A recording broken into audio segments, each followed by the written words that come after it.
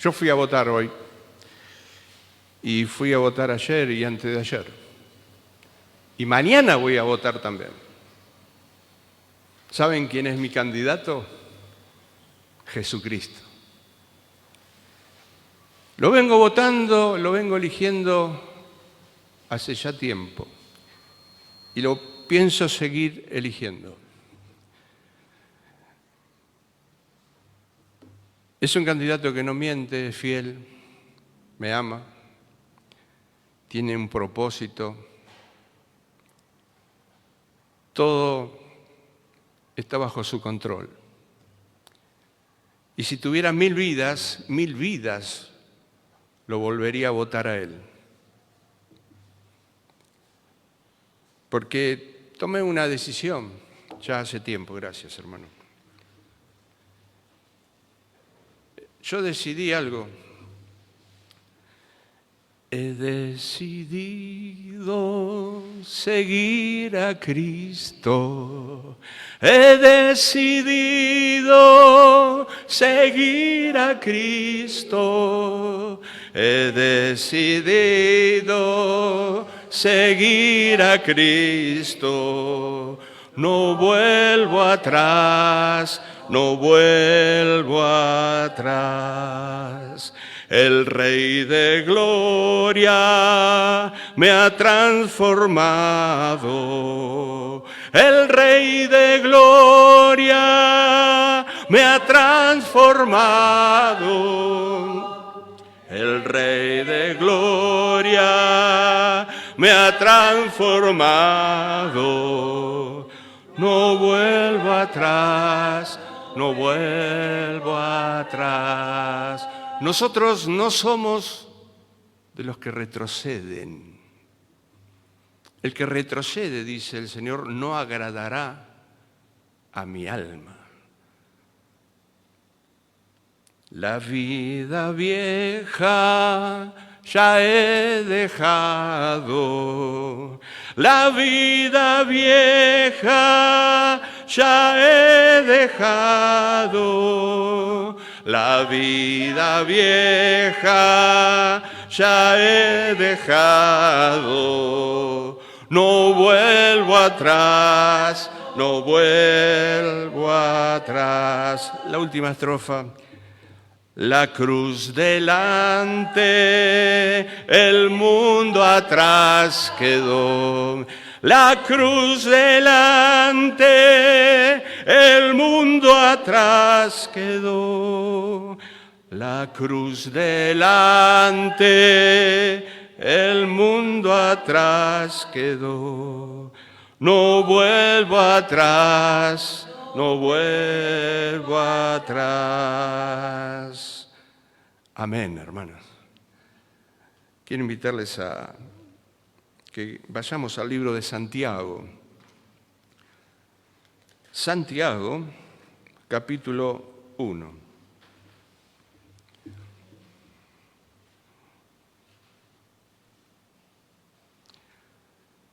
Santiago es un libro de antítesis.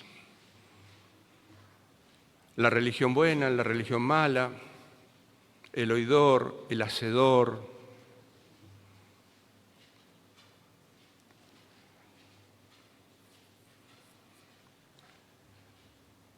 Vamos a ver desde el versículo 6. Santiago, capítulo 1, versículo 6. ¿Quién es este Santiago? Es el medio hermano de nuestro Señor Jesucristo. ¿Tenía más hermanos? Sí. Después de Jesús, que fue el primero de María y del Espíritu Santo, María tuvo más hijos. Bueno, Santiago es uno de esos hijos. Por eso digo, medio hermano de Jesús. Y si ustedes miran los evangelios, van a ver que los medios hermanos de Jesús al principio no creían en Jesús. Van a ver que lo quieren rescatar en algún momento pensando, bueno, está desquiciado, se volvió loco, vamos a salvarlo a Jesús. Vamos a liberarlo antes que lo maten, vamos a sacarlo de ahí. Así que mucha fe no tenía, digamos. Mucha confianza en Jesús no tenían estos muchachos.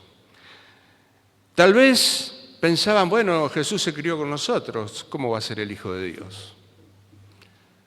Comía con nosotros, jugaba con nosotros.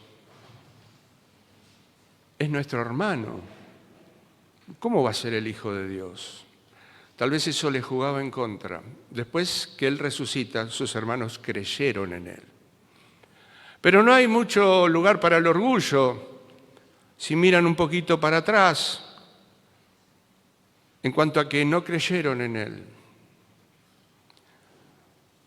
Y este Santiago no se presenta como el hermano de Jesús.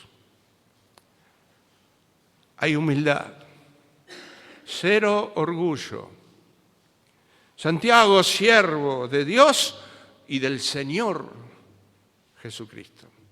En ningún momento saca la credencial, la tarjeta para decir yo soy hermano de Jesús. Escuchen, préstenme atención. Yo me crié con Él. Tengo cosas importantes, novedosas para decirle. No, Él se considera un siervo de Jesucristo. Por eso me impresiona tanto. Este Santiago es Jacobo. ¿Pero cómo? ¿O es Jacobo o es Santiago? Bueno, es lo mismo. Tiene que ver con las traducciones,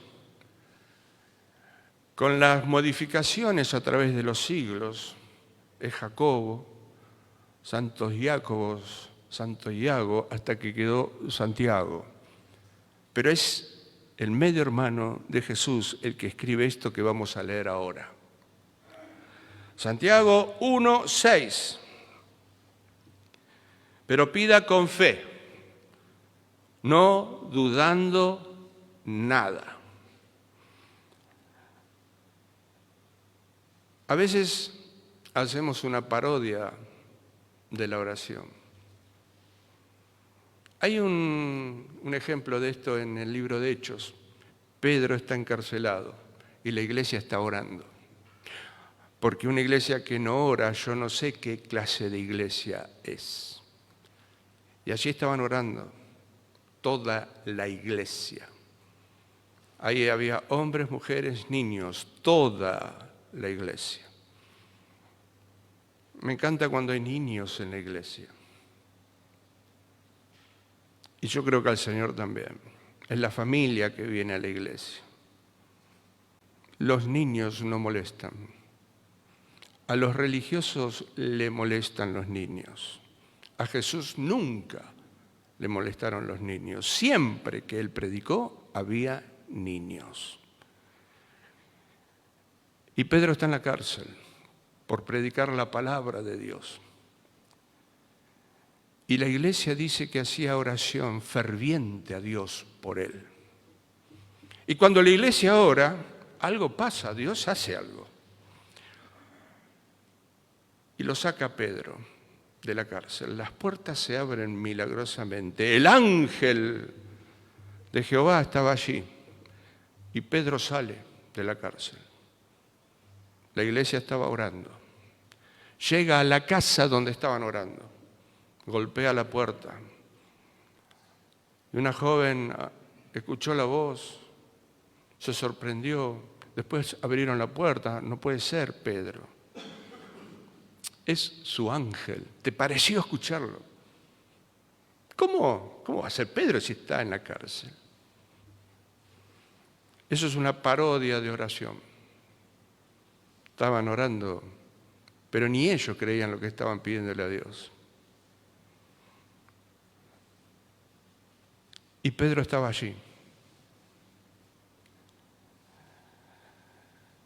Pero pida con fe. Créelo. No dudando nada. Esa era la iglesia primitiva. Se reunían en las casas y oraban. Y Dios respondía y Dios hacía milagros. Porque el que duda es semejante a la onda del mar, que es arrastrada por el viento y echada de una parte a otra. Va y viene, inconstante. Hoy creo, mañana no.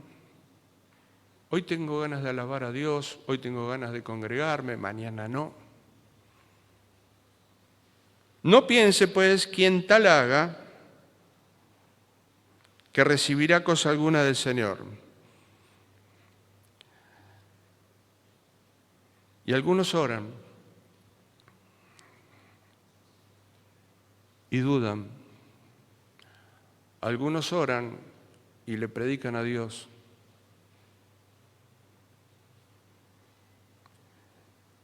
Algunos no tienen ni idea lo que es la oración personal y la oración congregacional.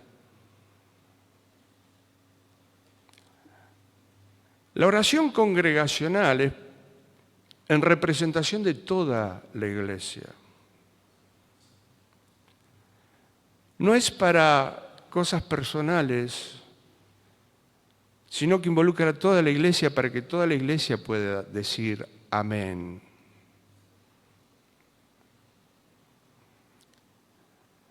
No es para predicar, es para pedirle cosas a Dios, para adorarle, para reconocer. Una costumbre que tienen los judíos, lo van a ver en todas las escrituras, es que cada vez que los judíos oraban a Dios, primero reconocían sus atributos, después, de última, le pedían cosas. ¿Sí? Padre nuestro que estás en los cielos. Y así, reconociendo características, atributos de Dios, después le pedían.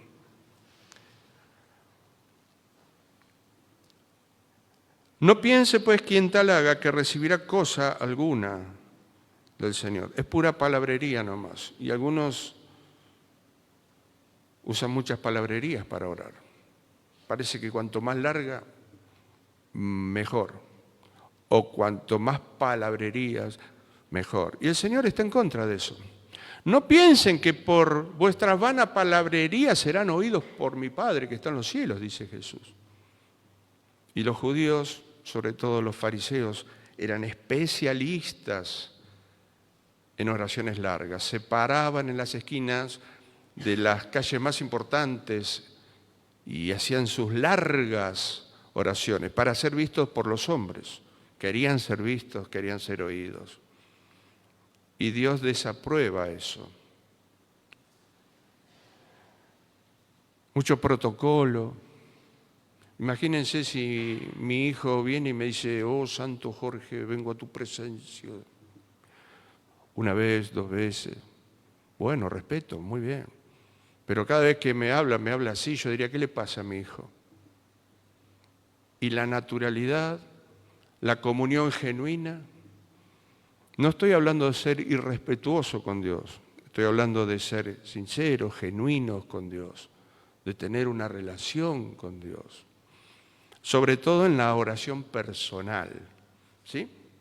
No piense pues quien tal haga que recibirá cosa alguna del Señor, no es por palabrerías. 8. El hombre de doble ánimo es inconstante en todos sus caminos. Está hablando del que va y viene. Es inconstante. Doble ánimo. 9. El hermano que es de humilde condición, gloríese en su exaltación. Lo que Dios va a hacer con nosotros. Pero el que es rico en su humillación, porque él pasará como la flor de la hierba. El problema es cuando ponemos nuestra confianza en las riquezas. En la iglesia del Señor había ricos y pobres. Hoy diríamos también, había negros y blancos. Me llama la atención algunas iglesias racistas, elitistas, clasistas. Iglesia de ricos o iglesia de pobres. En Estados Unidos, que no son tan racistas como nosotros en Argentina, hay iglesias de negros. Bueno, la iglesia del Señor estaba compuesta por negros y blancos, por así decirlo, por ricos y pobres. No hay ningún problema en que un rico se sienta al lado de un pobre en la iglesia del Señor, porque en Cristo todos somos uno. En Cristo no hay mujer ni hombre, no hay ni esclavo ni libre, no hay ni gentil ni judío. Esa es la iglesia del Señor, todos juntos. Y el que tiene mucho comparte con el que no tiene nada.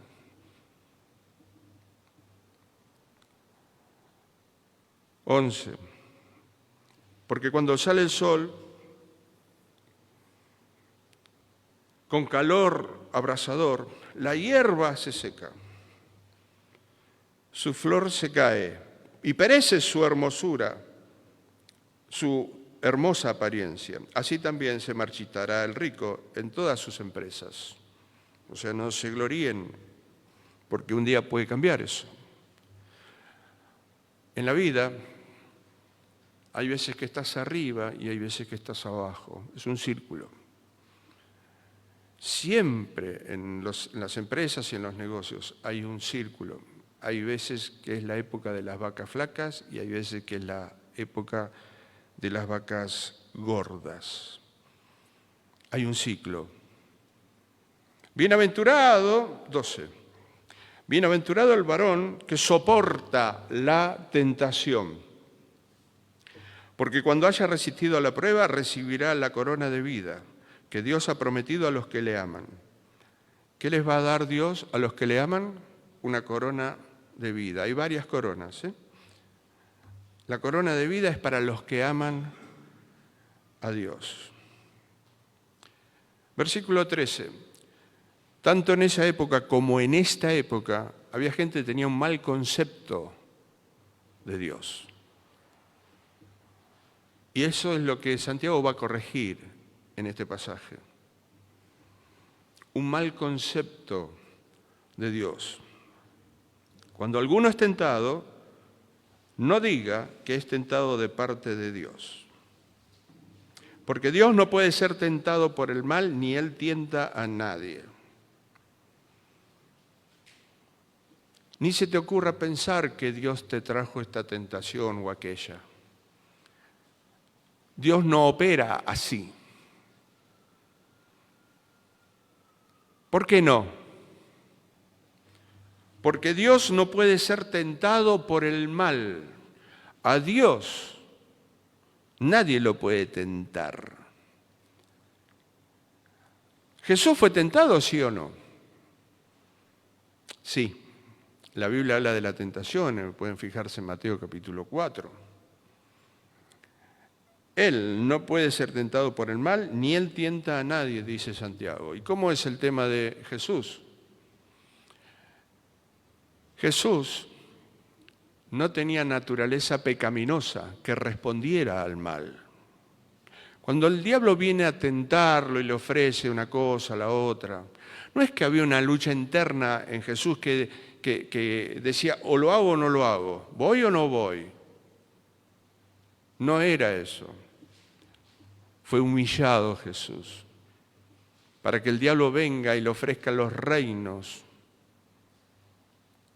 Fue una humillación. Es como si yo le propongo a alguno de ustedes, vamos a suponer que alguno de ustedes es el hijo de un banquero o de un empresario muy rico.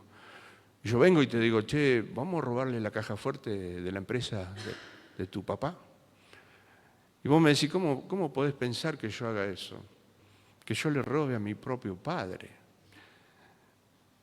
Te equivocaste conmigo. Yo no soy así.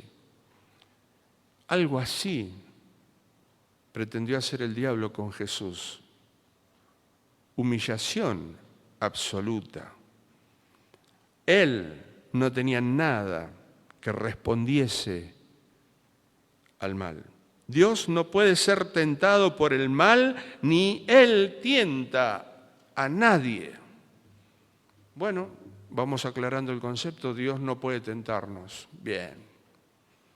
Entonces, ¿de dónde viene? Bueno, lo primero que escuchamos siempre es, bueno, la culpa tiene el diablo.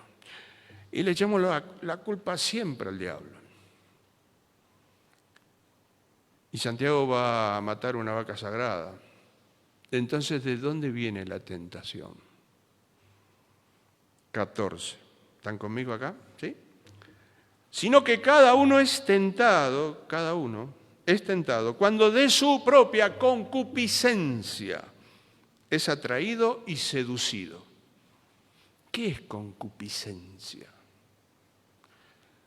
Concupiscencia, salvo 3 veces en la Biblia, es un fuerte deseo hacia algo malo. ¿Qué es concupiscencia? Un fuerte deseo hacia algo malo. Bien, la tentación no viene de Dios, no puede ser tentado, Él no tienta a nadie. ¿De dónde viene la tentación? De mi propia concupiscencia. Todavía tenemos una naturaleza pecaminosa. De ahí viene la tentación. ¿De dónde? De mi propia concupiscencia, de un fuerte deseo hacia algo malo. Todos, cada uno es tentado de su propia concupiscencia. ¿Y qué hace eso? Me atrae y me seduce. Atracción, seducción. La mejor ilustración de esto es una carnada y un anzuelo.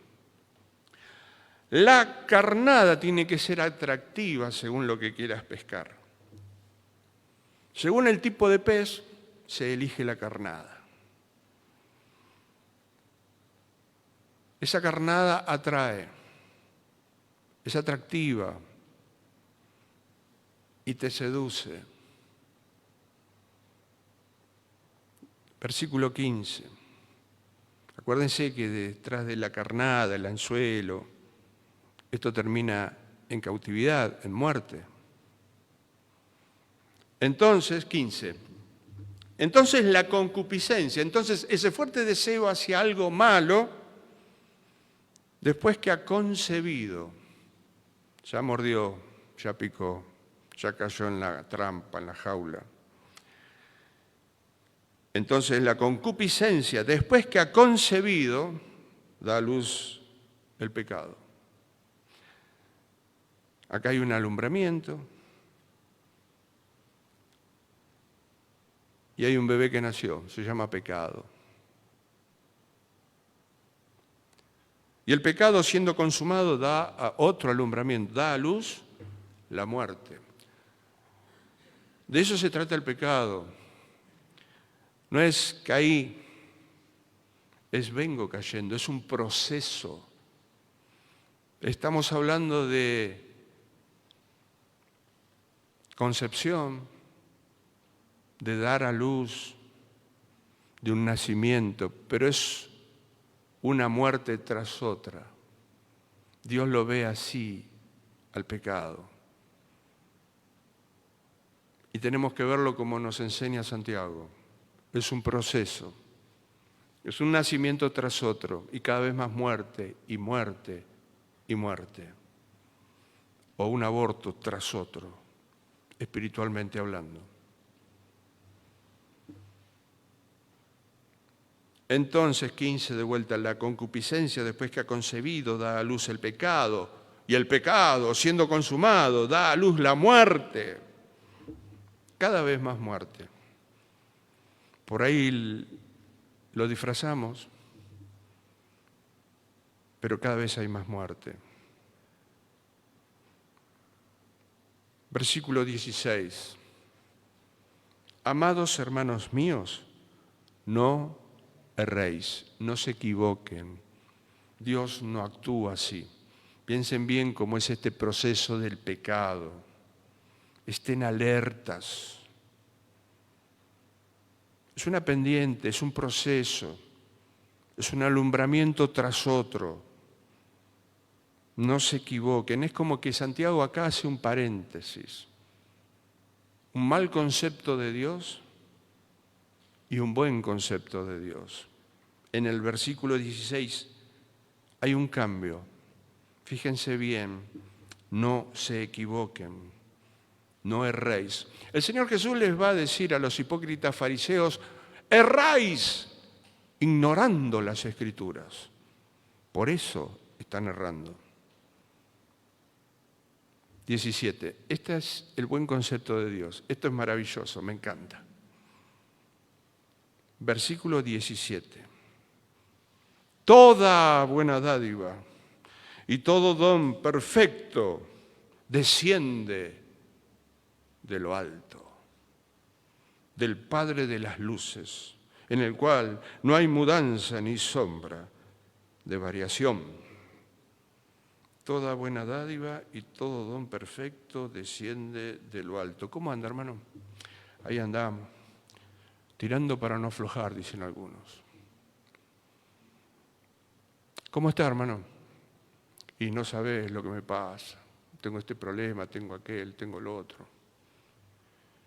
No tengo ni ganas de congregarme. En mi caso, yo diría, tengo a mi nietita internada. Luana, y Luana es muy especial para mí, ¿saben? De mis hijos o nietos es la persona que más cantó conmigo. A los 2 años y medio, ella entró a un estudio de grabación para grabar conmigo. Desde los 2 años y medio estamos cantando con Luanita. Y hoy fui a verla al sanatorio. Y le dije, cuando salgas de acá, ¿vamos a alabar juntos al Señor? Sí, me dice. Y Dios la usa. Pasan cosas hermosas cuando ella se pone a cantar. Va para 10 años. Desde los 2 años y medio ella canta. Y tenemos muchas grabaciones, gracias a Dios. Y yo leo esta parte que dice, toda buena dádiva y todo don perfecto desciende de lo alto. Y los problemas están acá. Enfrentamos problemas. Pero cuando yo leo esto, me fortalece, me lleno de fe. Y sé que cuestión de días o de horas le van a dar el alta. Hay fortaleza y fe en mi corazón. Porque yo leo, toda buena dádiva y todo don perfecto desciende de lo alto, del Padre de las luces. ¿Qué te parece si empezamos a mirar para arriba? A pesar de los problemas que enfrentemos. Si vos supieras lo que me pasa. ¿Y por qué no miras para arriba? ¿Cómo para arriba? Sí. Tenés que mirar para arriba. Pero para arriba, ¿por qué? ¿Para qué? Porque toda buena dádiva y todo don perfecto desciende de lo alto. Lo que vos y yo necesitamos. No sé lo que necesitas. No sé cuál es tu problema. Seguramente hay muchos. Pero tenés que mirar para arriba. Porque ningún hombre, ningún político, del partido que sea, va a solucionar tus problemas. Este mundo no provee salvación. Este mundo no provee soluciones. La solución viene de lo alto, del Padre de las luces. Lo que vos y yo necesitamos viene de arriba. Toda buena dádiva y todo don perfecto desciende de lo alto. ¿Vamos a mirar para arriba o vamos a seguir buscando por acá? Cuando estás en un pozo, la salida no está hacia abajo, no está hacia los costados. Cuando estás en un pozo, pozos de pecado, pozos de enfermedad, pozos de problemas familiares, problemas económicos, el pozo que sea, la cadena que sea, la salida no está por acá. Tenés que empezar a mirar para arriba, porque de allá desciende lo que vos y yo estamos necesitando. Toda dádiva y todo don perfecto va a venir de arriba. Tenemos que aprender a mirar para arriba. No busquemos soluciones por acá. Este es el buen concepto de Dios. El Padre de las luces.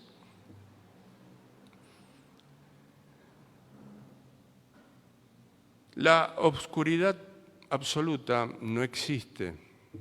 Digamos que cuanto más profundo estés hacia el centro de la Tierra, mayor oscuridad.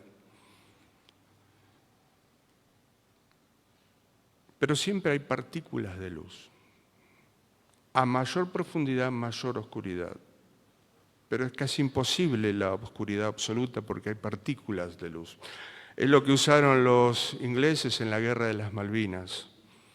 Instrumentos electrónicos para ver en la oscuridad. ¿Qué hacían esos instrumentos?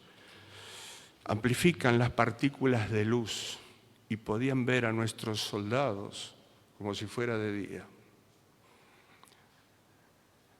Nosotros somos luces y Él es nuestro Padre. Donde vamos, tenemos que alumbrar. A lo mejor sin abrir la boca, ya estamos alumbrando nuestro testimonio.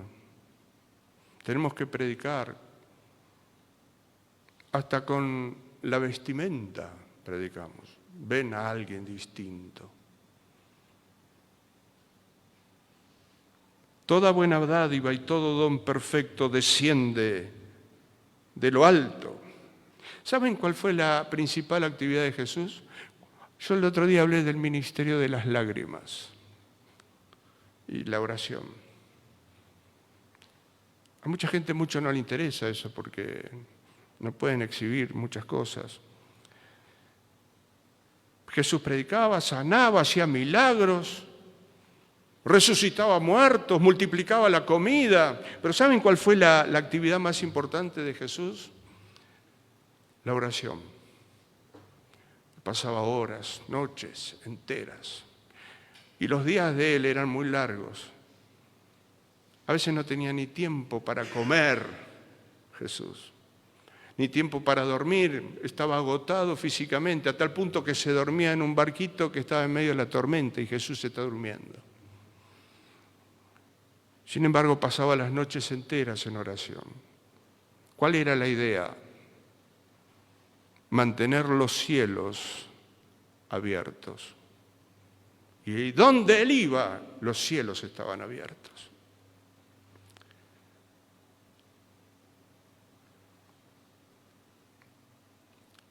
En el cual no hay mudanza, ni sombra de variación. Es el mismo Dios que resucitó a Lázaro, es el mismo Dios que abrió el Mar Rojo, es el mismo Dios que abrió el Jordán, es el mismo Dios que derribó los muros de Jericó. Es el mismo, ¿sí?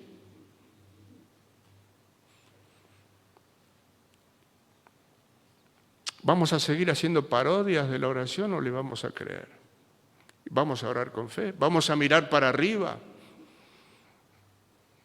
Algo va a pasar cuando sinceramente miremos para arriba, esperando la buena dádiva y el don perfecto. Que Dios nos libre de hacer parodias de la oración.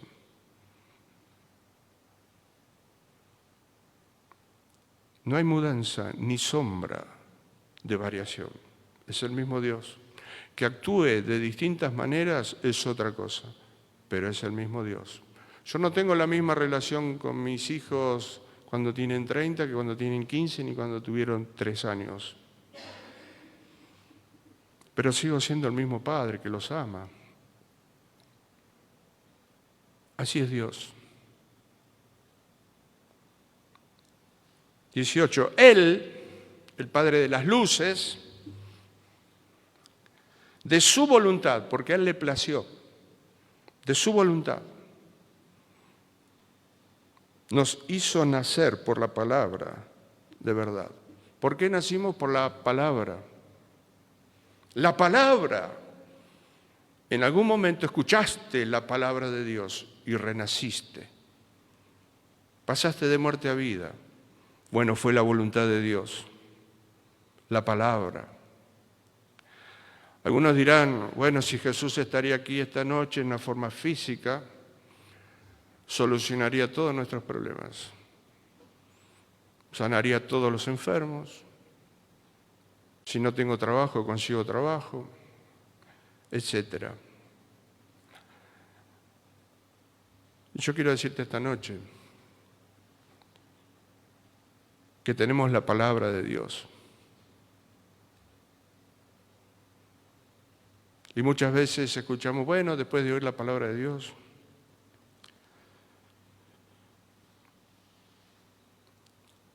Jesús fue llamado el Verbo hecho carne, la palabra de Dios encarnada. ¿Sí? ¿Están todos de acuerdo? Él es la palabra de Dios. Y el Verbo era Dios. Bien. ¿Y la Biblia qué es? ¿Es la palabra de Dios? ¿Sí o no? Sí. Bien. La Biblia no contiene la palabra de Dios. La Biblia es la palabra de Dios.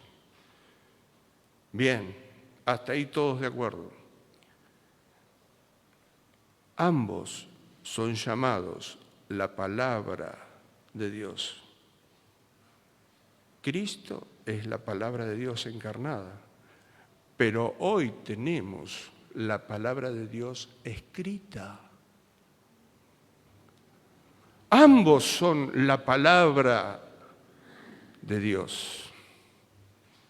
Ambos tienen el mismo poder. No es que Jesús tenía más poder que la palabra escrita. Pero una cosa es cuando yo la creo, cuando yo la estoy viviendo, cuando es una palabra que viene de lo alto a mi corazón.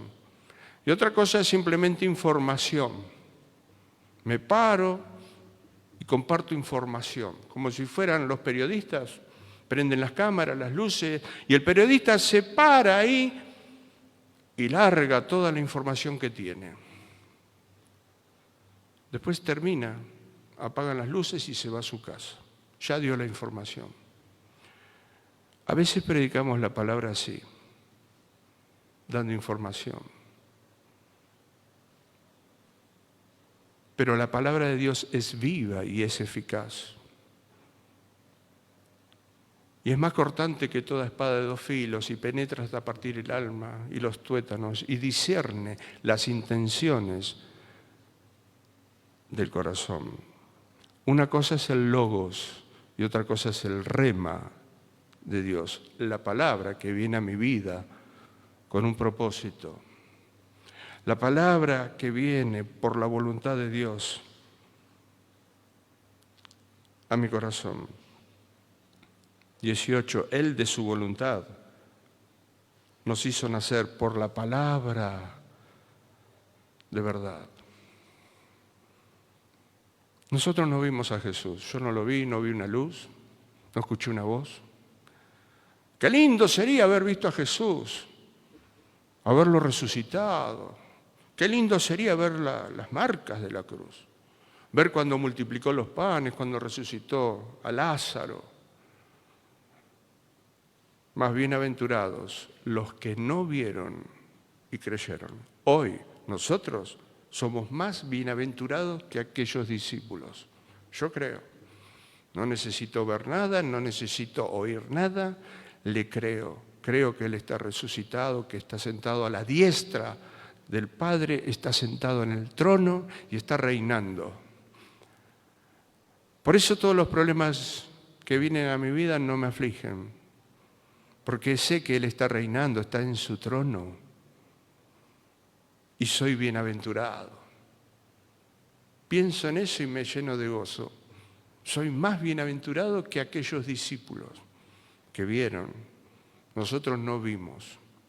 Y Pablo le dice a los corintios, si a alguien conocimos en la carne, ahora ya no lo conocemos más así. Porque Pablo nunca lo vio. No caminó con Jesús, con el Jesús de sandalia, de barba, de túnica, de pies llenos de polvo del camino. Nunca lo vio así. Los otros discípulos sí. Si a alguien conocimos en la carne, ya no lo conocemos más así.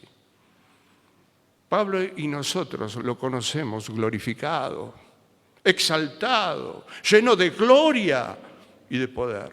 Ese es nuestro Cristo. Él de su voluntad nos hizo nacer por la palabra de verdad, para que seamos primicias de sus criaturas. 19. Por esto, mis amados hermanos, todo hombre sea pronto para oír, tardo para hablar, tardo para irarse, porque la ira del hombre no obra la justicia de Dios. Cuando yo estoy airado, no dejo pasar la justicia de Dios. ¿Y qué es mejor, que yo haga justicia o que Dios haga justicia? 21. Por lo cual desechando, echando, sacando fuera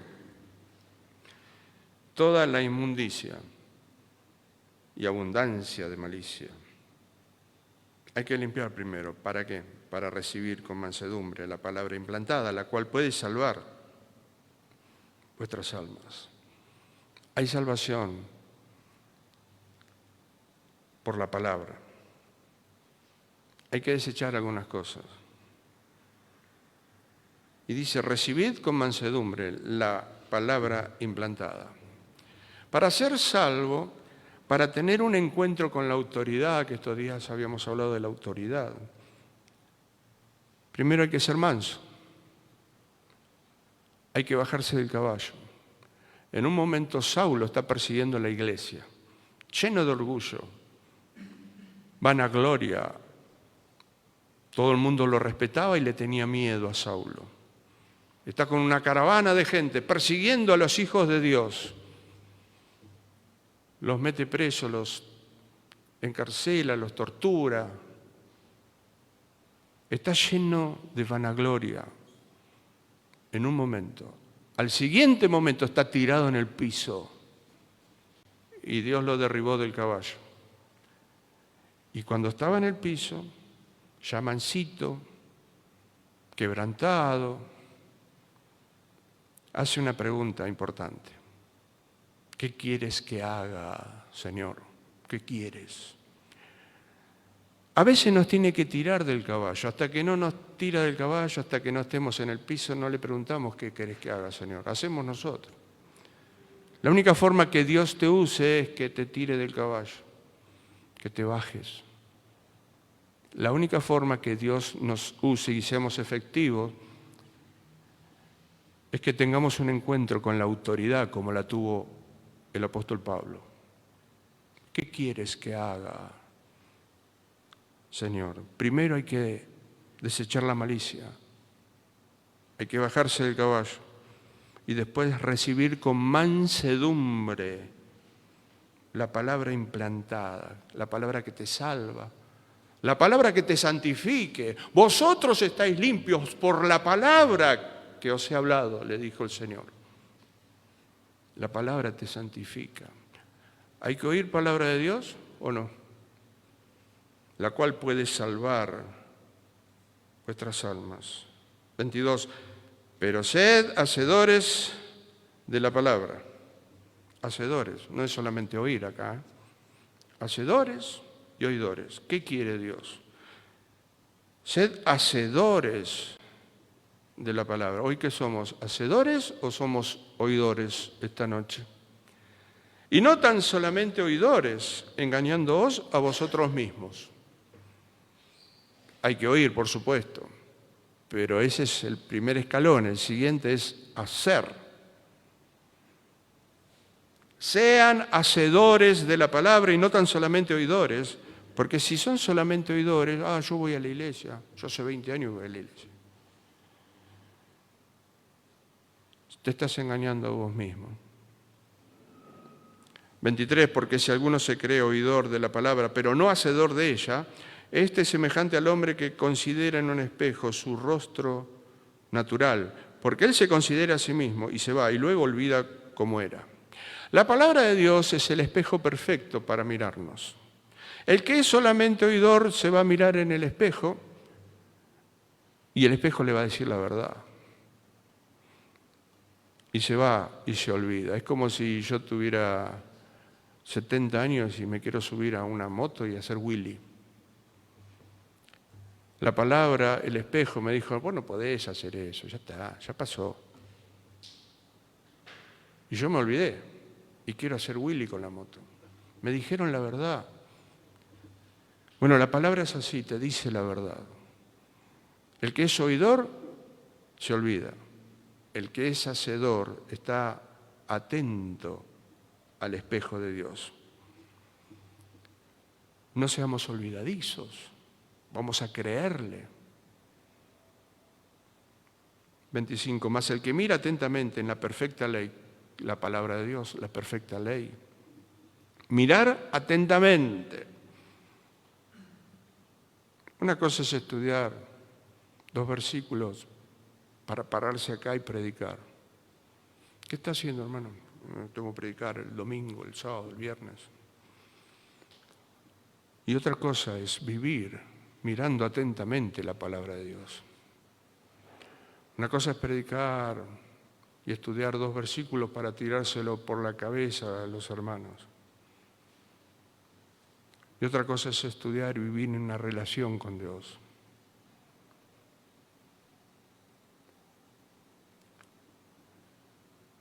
Es importante la comida de las ovejas.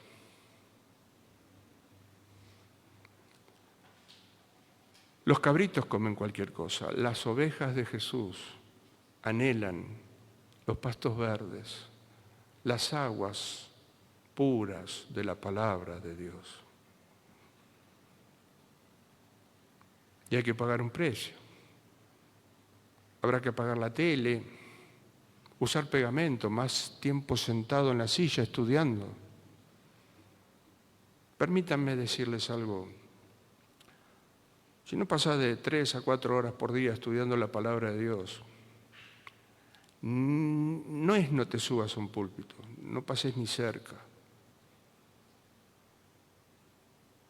Por amor a las ovejas.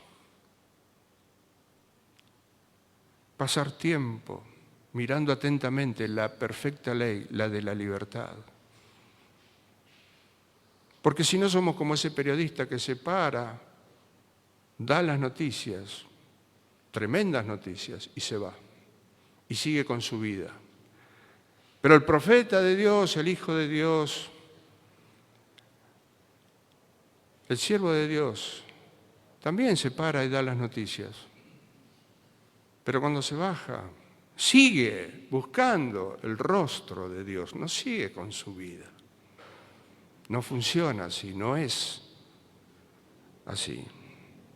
No es un oidor olvidadizo, es hacedor de la obra. Esta es la promesa. Este es bienaventurado en lo que hace. La misma promesa de Josué y la misma promesa del Salmo capítulo 1. Será bienaventurado en todo lo que hace. ¿Quiénes? Los que miran atentamente en la ley de Jehová. Los que miran y no se olvidan. Los que le creen al espejo de Dios. Versículo 26. Si alguno se cree religioso entre vosotros y no refrena su lengua, sino que engaña a su corazón, la religión del tal es vana. Él se cree religioso. Pero es vanidad. ¿Qué es algo vano? Algo hueco. La mejor ilustración de algo vano es la pompa de jabón, de colores, muy linda, pero es hueca. Ofrece mucho y no da nada. Puro ruido. Es esa religión de hablar nomás. Es la religión que Dios no aprueba. Esa religión de hablar. Y hablar es fácil y barato. ¿Cuál es la buena? Les dije que este era un libro de antítesis. La religión que sí aprueba a Dios. 27. La religión pura y sin mancha. ¿Delante de los hombres? No, delante de Dios. Pura y sin mácula. Delante de Dios, el Padre de las luces, sí. Es esta, 2 puntos. visitar a los huérfanos y a las viudas en sus tribulaciones. Dios siempre tuvo un corazón para las viudas y para los huérfanos, tanto en el antiguo pacto como en el nuevo pacto. Le pidió a los pastores que se encarguen de las viudas. Esa es la religión que Dios aprueba. Y hay otro pedido más. Guardarse sin mancha del mundo. El mundo atrás quedó, cantamos. Es fácil darse cuenta cuando estamos tan aferrados a las cosas de este mundo. Los problemas de este mundo te afligen demasiado. Estás muy atado a esto. Pero nosotros somos extranjeros. Mi patria no es esta. Hoy se hablaba, de los extranjeros no votan hoy. Todos nosotros, si somos hijos de Dios, somos extranjeros. Nuestra patria no es esta, seamos del país que seamos. Nuestra patria está allá. Yo no soy ni de izquierda ni de derecha, soy de arriba. Mi candidato, como les dije, es Jesucristo. Guárdense sin mancha del mundo, porque el que se santifica es porque ama a Dios. No hay forma de amar a Dios si no vivimos en santidad. Maestro, ¿cuál es el más grande mandamiento? Amarás a tu Dios con todo tu corazón, con toda tu fuerza, con toda tu alma. Y el segundo mandamiento es semejante. Amarás a tu prójimo como a ti mismo. Y es lo que el medio hermano de Jesús nos está diciendo. Visitar a los huérfanos y a las viudas. Amarás a tu prójimo como a ti mismo. Y guardarse sin mancha del mundo, amar a Dios con todo tu corazón, con toda tu fuerza, con toda tu alma. El Señor Jesús encerró todas las escrituras, todos los mandamientos en este solo mandamiento. Amarás a tu Dios con todo tu corazón y amarás a tu prójimo como a ti mismo. Guardarse sin mancha del mundo y visitar a los huérfanos y a las viudas. Que el Señor les bendiga.